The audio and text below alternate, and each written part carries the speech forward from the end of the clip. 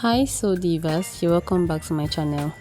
In today's tutorial, I am going to be taking you through the process of fixing a crinoline to a ball dress. So just in case you want to do this to a peplum top, you should actually know that the techniques are a bit different because your peplum top might have a lining. So we are also going to be creating a tutorial regarding that, alright? But for this particular tutorial, we are working on a ball dress. So if this is something you want to learn, then you want to watch this video to the end. So let's get straight into this tutorial.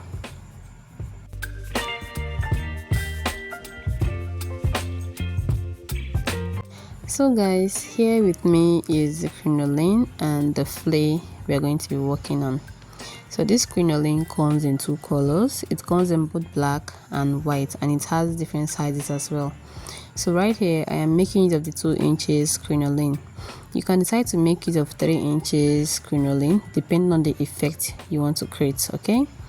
And for the flay, we've gone ahead to iron our gathers. Okay, so one thing you want to notice before you fix your crinoline, you want to actually iron your flay.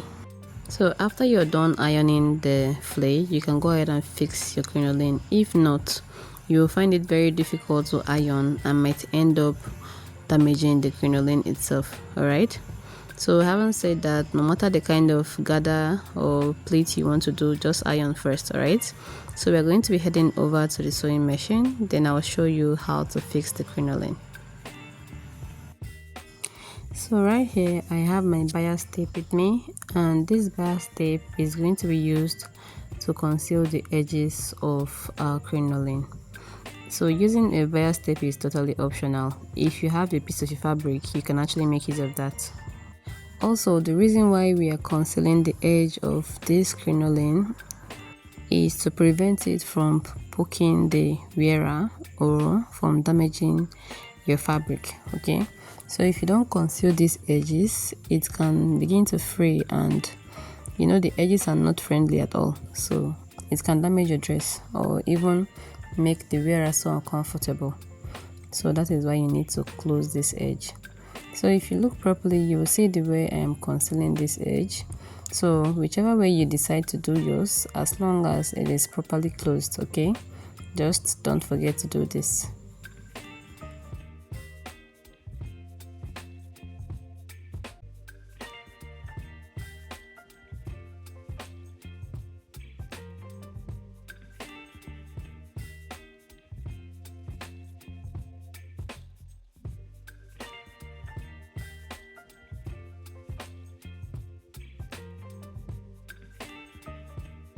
So after we are done concealing this, we're going to go ahead and start attaching this to our flay. So right now I am going to be applying this on the right side of our fabric, and this is the right side, okay? But before that, I am going to be leaving 1 inch gap. This is going to serve as the back seam where our zipper is going to be laying. So I'm going to measure to make sure I have just 1 inch allowance, okay? Then from that 1 inch, you want to go ahead and start stitching your crinoline to the right side of the fabric, and I am only going to be sewing 1/2 inch, okay? So while sewing, just make sure you maintain 1/2 inch. And another thing you need to note is please do not stretch the crinoline. So while sewing, just try as much as possible to allow the crinoline follow the flow, okay? Do not stretch it, because if you do so, you will not like the end results. So you just take it slowly, do not rush this process. So I'm going to go ahead and sew till I get to the other edge of my flay.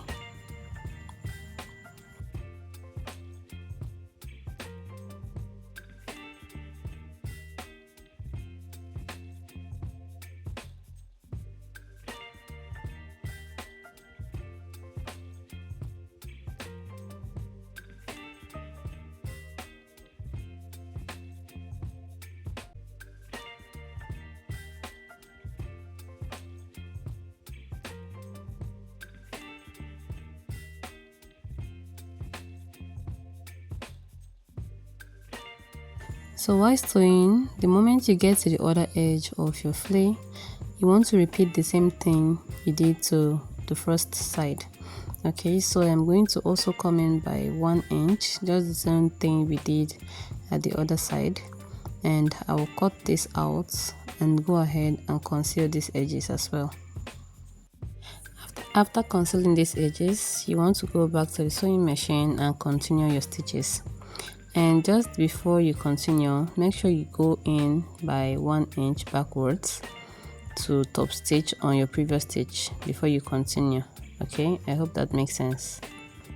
The next thing you want to do now is to top stitch on your crinoline.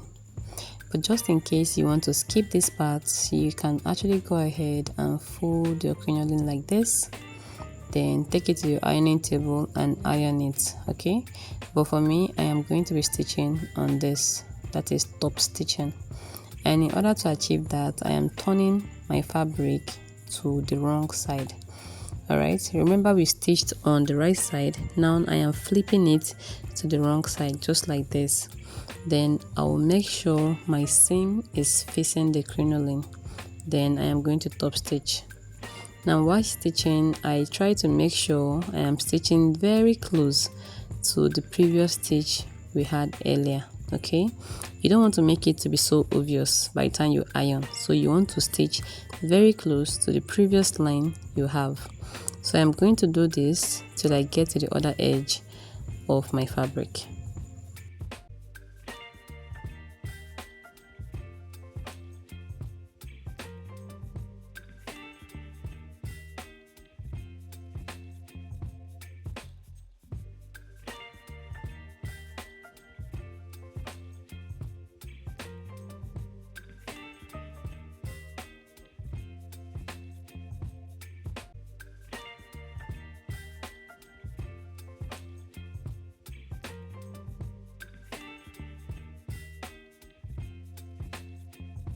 So we are done top stitching on this crinoline, and if you look at it, you're going to see how defined our edges are already looking.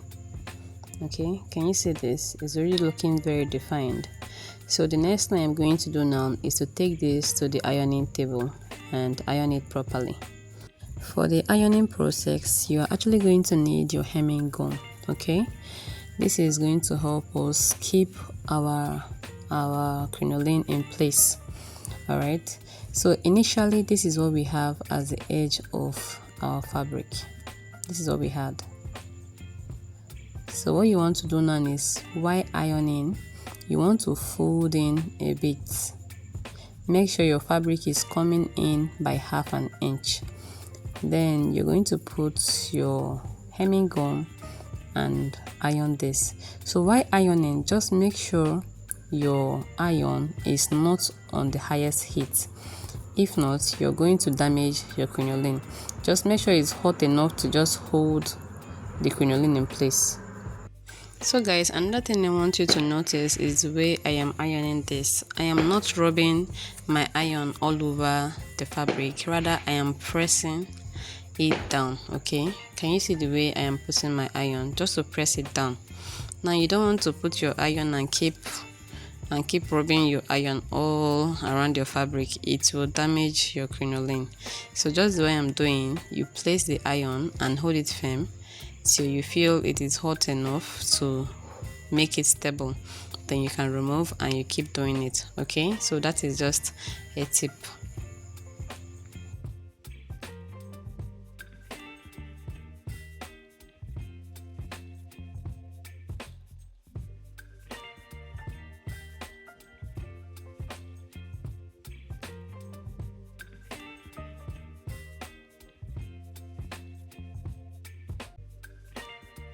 So after we are done with the first phase of the ironing, the next thing I'm going to do is to flip this fabric to the right side. Now we are going to iron the right side. The reason why we are ironing this right side is to make sure that our hemming gum melts into the fabric and into the crinoline. Okay, so you don't want to flip your fabric and you're still seeing the white hemming gum showing. So this is what we are going to do. I am placing my iron firmly and when you turn it, can you see that the hemming gum has melted? Now if you look forward, can you see that the hemming gum here is showing, but here is not visible, so it has melted. So another thing this ironing phase does, it gives the hem of your garment structure. It makes it very flat. Can you see how this is flat? And it also helps it stand properly. So don't underestimate the power of ironing while making your garments. So I'm going to be ironing this till we get to the other edge of our fabric. So soulmates, if you've gotten to this part of this video, then that means you're enjoying it.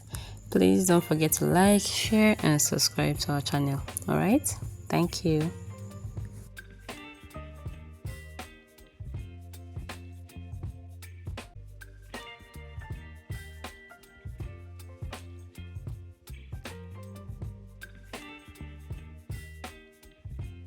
After you're done with the ironing, the next thing you want to do is to take this garment back to your sewing machine. This time around, we are going to be stitching on the other edge of our crinoline. So you want to take it and stitch on this part. I am going to flip this, so I'll show you properly. So take it to your sewing machine, and from this edge, you want to stitch on a straight line, okay? All the way to the other edge. Please, while stitching this, make sure it's as neat as possible. You don't want to have any rough seam, okay, because this is going to be visible on your fabric. So I am going to show you what it looks like after I am done stitching, and here is what we have. Can you see how clean our stitches are? And if you look at the edge of your fabric, you will see that we came in by ½ an inch before ironing this part. That is what I was talking about when I say come in by ½ an inch before ironing crinoline. So can you see how our crinoline looks? We did not stretch it, hence we still have our wavy effect.